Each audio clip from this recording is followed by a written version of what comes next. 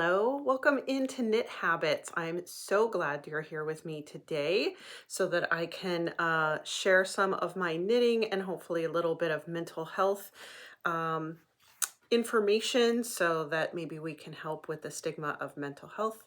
And I want to say thank you to any new subscribers. Welcome in. I'm so glad to have you. I have had a little bit of an uptick in subscribers, so I am very thankful for that. And anybody that's returning, thank you for showing back up over here at my little corner of the YouTube universe here to talk about my knitting. So I really appreciate that. If you would like to find me on other social medias, I am XtinakYarnie on Instagram and XtinakYarnie on Ravelry. I have a few finished objects here for you today. Some things that I've been working on, mostly 2 test knits is the most that I've been working on. And I just have a couple of little acquisitions that I got at the, sorry, my brain just went, at the 1-year anniversary for Oak City Fibers. I did get a couple of skeins of yarn while I was there as well, and that looked like it was a large, really successful endeavor for that year anniversary, and greatly, wonderfully much deserved for Glenn, because he has a wonderful store over there, and I'm blessed to have it really close to me. So we will jump into all of that. The couple of finished objects. One of them I am wearing, and that is this cowl here, and I will take it off here in a second, is the No Rhinebeck, No Problem cowl by SweaterFreak. She does this every, well, not every year, but the last 4 years, every year she's done this for Rhinebeck if you can't go to it. And I made this out of black elephant yarn in the colorway Acid Hologram. And I've shown this on here before, and you can see it on me wearing it. And it is just an Aran weight yarn. It's just 100% superwash merino. So, so here it is all done, and I will take it off to show it. And you start down here and you increase with this welt section, and then eventually you do some work in the garter before you join it in the round. And then it has this really nice detail in the back here, which I really like. And then just a simple cast off here finish. And I really like how the yarn looks. I'll stop spinning it around here. I really like how the yarn, the stitches here are straight across, but then when you turn it around, you know, it gives this detail where it curves in. I just really like that detail there. Even here at the bottom of that, it starts that. I really like that. And it does fit very well. This yarn is super soft and squishy, and it definitely does fit well. It will fit under a, you know, a jacket or a sweatshirt, you know, whatever you need it. Sweater is what I meant to say here. And you can even fold this over if you want to. You can wear it either way since it's garter. Doesn't really matter. You could wear that either way if you wanted to. If you didn't want it quite so high around your neck, you could just fold it over and have it down. So if you're one of those people that don't really like having things, you know, touching the front of your neck, which I get, you know, you can definitely wear it a different style, it a different way, wear it a different way. And you can definitely pull it up if you needed it up and over your ears, you know, just to cover everything. So there's one down.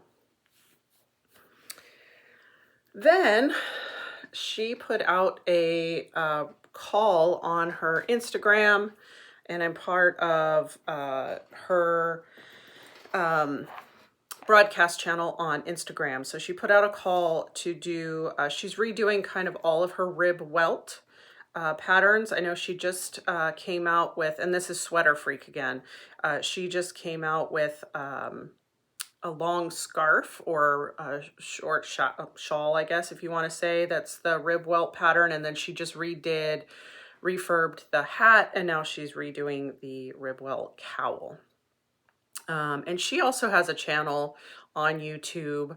I think it's Knitting Lounge.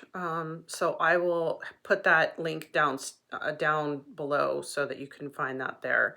But she put that out, and I answered it right away. And I was lucky enough to be chosen to be a test knitter for her. And I made this out of a skein of yarn I got the year before last at Rhinebeck from Feederbrook Farms.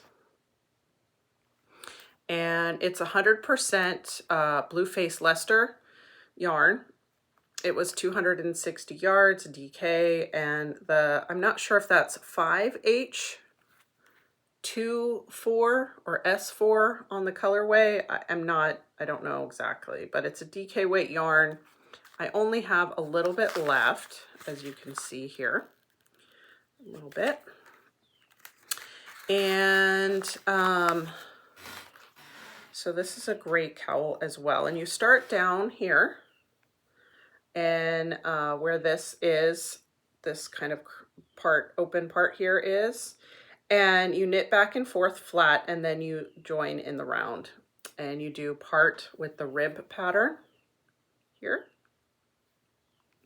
and then the other part is this welted pattern here. So I'll put this on as well.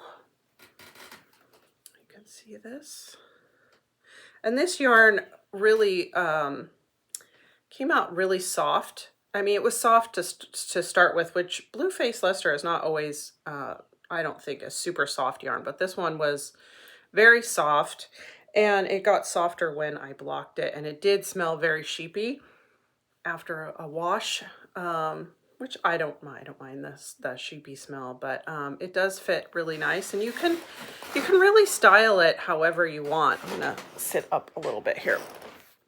You can really style it however you want to. You know, you could have the rib part in the front and have this kind of on, you know, the corner or the side on your shoulder. You can wear it in the front. You can wear it with half and half, where you have half the rib and half the welt part. So it's really up to however you want to do that, but very nice. I saw somebody had folded it over as well on their finished pictures, and I think this is coming out next month, is because she wanted everybody to kind of be done.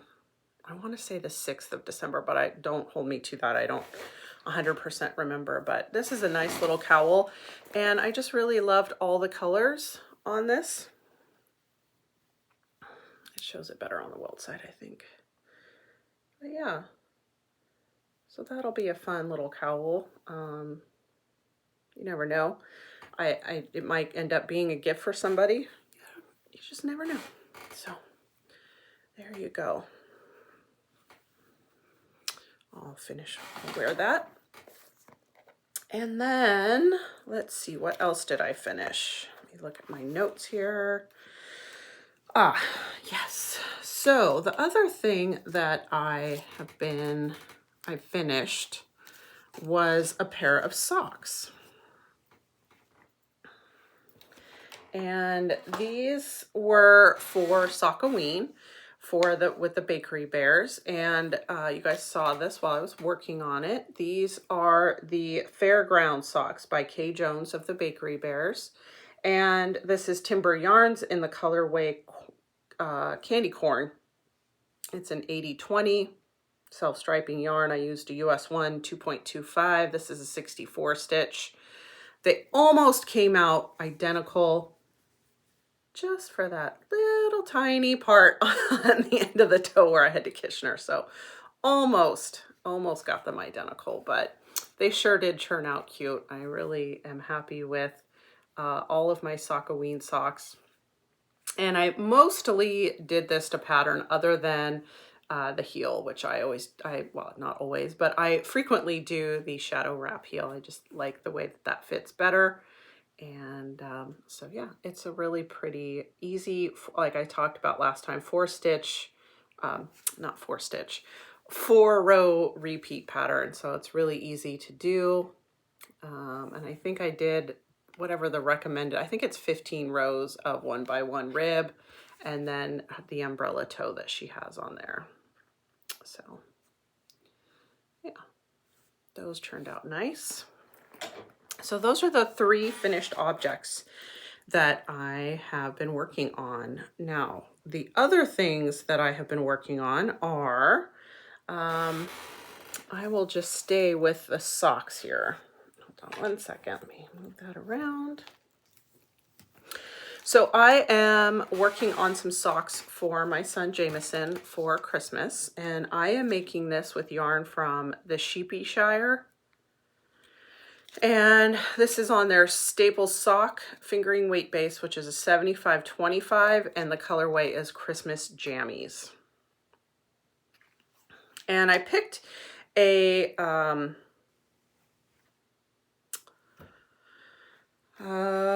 what is that? A mini. Words, I don't know why are so hard. A mini that I just kind of picked out. I think that this red in the mini is from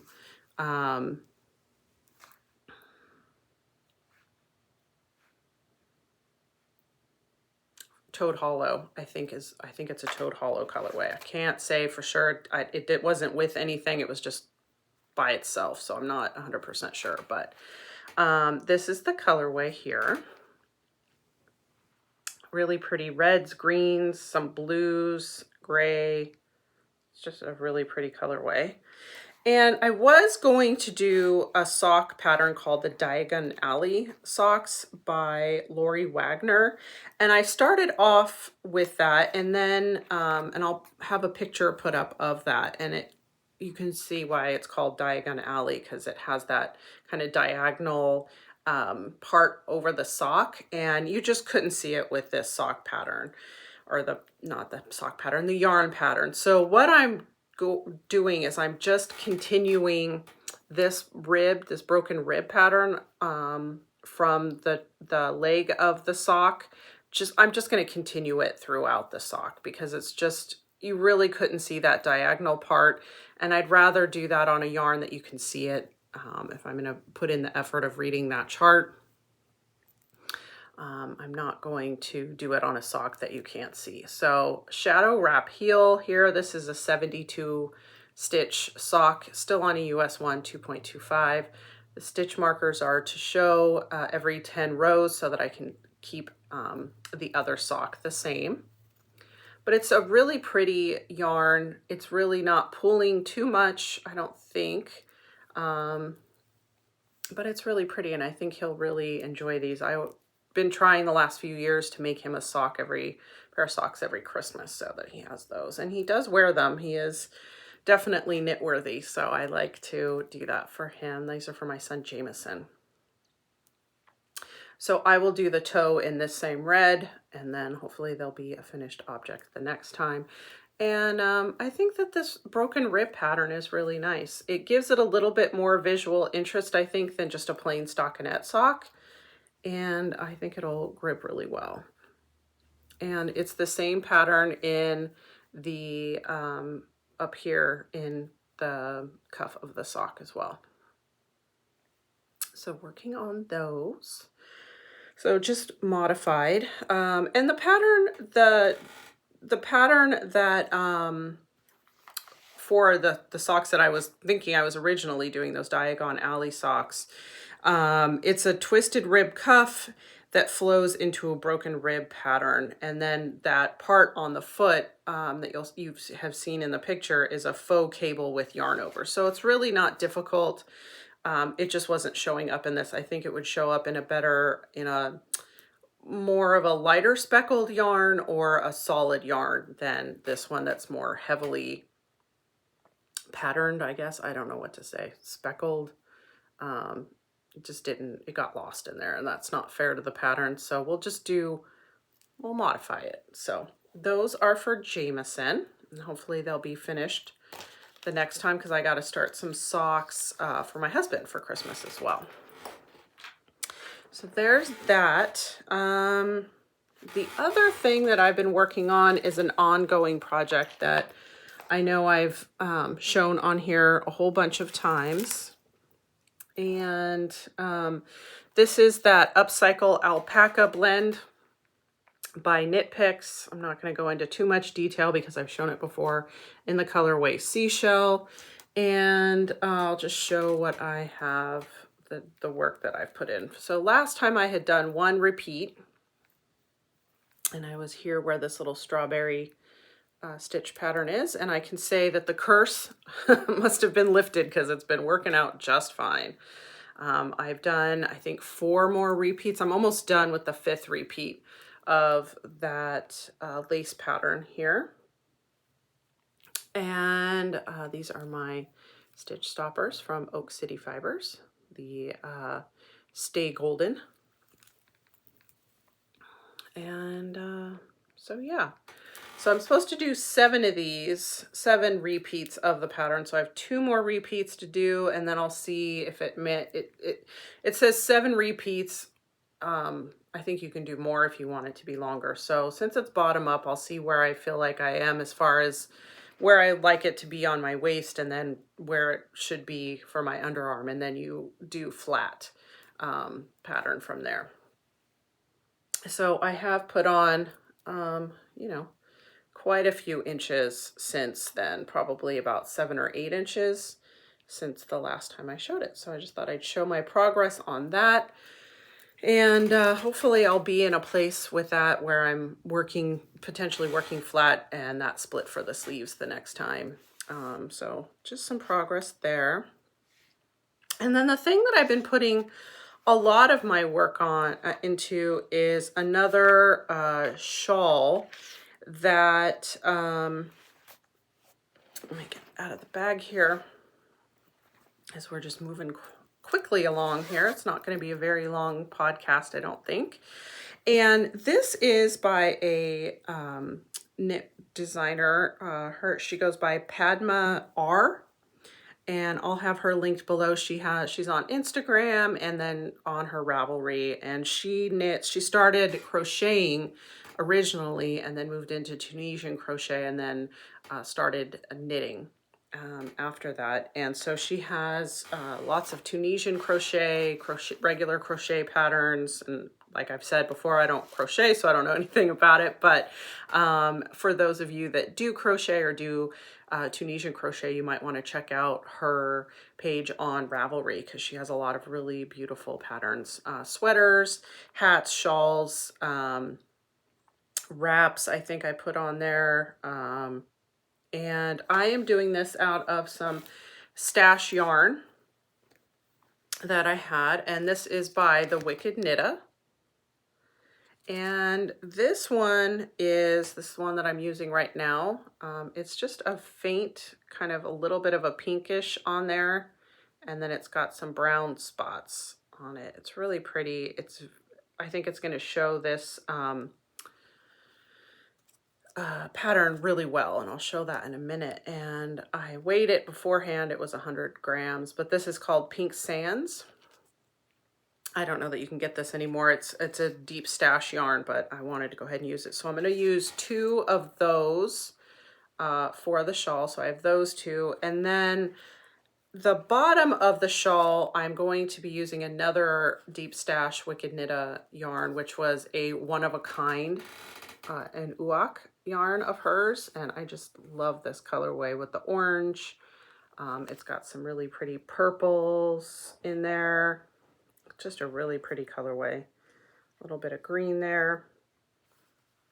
So that's going to be the bottom of the shawl. And I will put a picture up on the screen from her Instagram, hopefully, if I can get the picture off of Instagram. Sometimes Instagram's a little bit crabby pants about it. But this is called the Bridges of Venice. She thought that the parts on here, I'll show you, and it's just a beautiful lace shawl. Right here, you start right here with a tab cast on, garter tab cast on. And then you work these sections here as it gets larger and larger. And she thought that these sections here look like bridges of Venice. She said even though she's never been there, she's seen pictures and that's what it reminded her of. So it is a beautiful lace pattern, very easy to follow. I am doing the charts for her for the test knit. So I'm trying out the charts and it's just absolutely beautiful. And so I'm going to do till I'm almost done with the second skein of this color, and then I will add in that one that has the orange in it.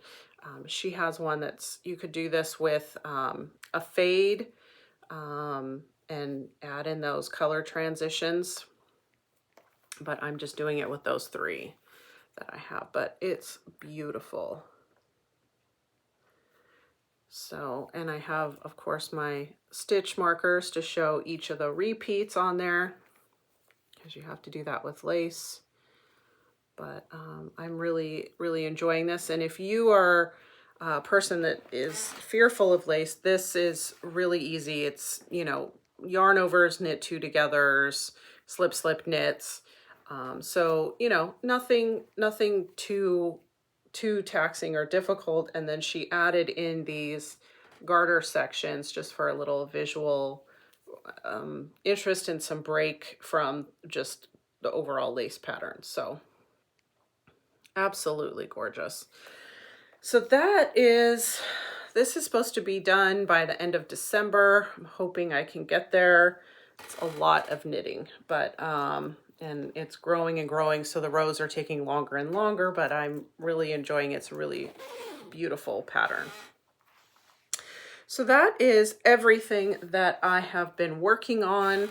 The only thing, like I said, that I purchased was a couple of skeins of yarn from Oak City Fibers when I went there for the one year anniversary of the store. And I just picked up a couple of skeins of some worsted weight that were on clearance. He might have a little bit left. I'm not sure. I know he had it like 40% off. So this is from Twisted Willow. It says luxury hand-dyed yarn. This is a worsted weight merino linen twist, 90% superwash merino, 10% linen. And there's the tag. This one's called Camellia. But look how pretty that is. Just love all those colors. Absolutely beautiful. So I picked that one up. And then I also got this one here. And this one's called Acid Green. Apparently I like acidy colors. So this is still that. It says hand dyed with love in Canada. So I thought they went well together. They might end up being a cowl or a hat, something like that, because I think that they really play off each other really well. And so I got those two. So those are really beautiful. And this is super soft, kind of high twist worsted weight yarn. So that's my only thing that I've purchased since I last was here. All right. So, and I really just want to say thank you to those of you that comment as well. I really enjoy the comments. It really is engaging for me, and it's nice to hear from people, so I know that you're watching and you're engaged as well, and I appreciate that. So if you ever have questions or comments about anything, please feel free to comment. I really do enjoy those, and I try to comment as much as possible, if not, you know, giving a heart as well. So therapy talk today. So still in the Miranda Hart bookland on that one, and that's from her newest book called I Haven't Been Entirely Honest with You. And in there she talks about a book that she read by Alan Gordon, and the book is called The Way Out. And in that book, Alan Gordon quotes a psychologist, I believe is a psychologist, named John Gassianica, where he talks, the quote is, quote, "Our brain is constantly trying to predict if things are safe or dangerous. When we avoid something, we are encouraging our brain to predict things as dangerous." And I'm just reading that from my notebook here. And when I heard that, it made me think, how many times have you or we done that with our projects, or maybe any craft in general that we want to, we see, or, what made me think of right off the bat was, I can't do brioche. That looks too complicated. And I think that we talk ourselves out of things. We think that we automatically assume or predict that it's quote unquote dangerous, and we don't do that. And I, just wanted to think about and bring up, what does that do to our creativity when we automatically assume that things are too hard for us or too difficult? And, what can we do to change that and tackle that, and give ourselves the a space, I guess is what I'm thinking, the space to try and maybe not succeed the first or 10th time that we do it, but eventually we can get there. If we think about our knitting and maybe the first thing we made and the things that we're making now, maybe you're at the beginning of your journey and you look at somebody else's projects and you think, oh, I could never make that. It seems way too complicated. So just, give yourself the space to not crush your creative. Sorry, there's a FedEx truck and I'm hoping the dog isn't going to bark. Don't squash your creativity by thinking that things are too dangerous or too hard, and just give it a try and see if that's something that you can do. And that's something that I have done on here and tried to be open about of, I tried a project and it didn't work with that yarn, or maybe it's a little bit too difficult for me, and having that being able to be vulnerable and have that conversation, even here on YouTube, because not everything is perfect. And, we can try things and maybe they work and maybe they don't, and maybe they just don't work with that yarn or that specific texture, but they'll work with something else. So keep things open. Don't always assume or predict that things are going to constantly be too hard or too dangerous, as they said. And that is all I have for you. I am currently reading another book that I might start talking about a little bit more as well. I got it from the library. It's called 1001 Essays That Will Change the Way You Think by Brianna Wiest, W-I-E-S-T. It looks like this. And I'm really enjoying it. So far, there's been a lot of things that have made me think, and that I will be bringing to you guys in the future. And as always, I want to just leave things with saying that I hope that you go ahead and give yourself the same grace that you give everyone else. And I will see you the next time. Take care. Bye-bye.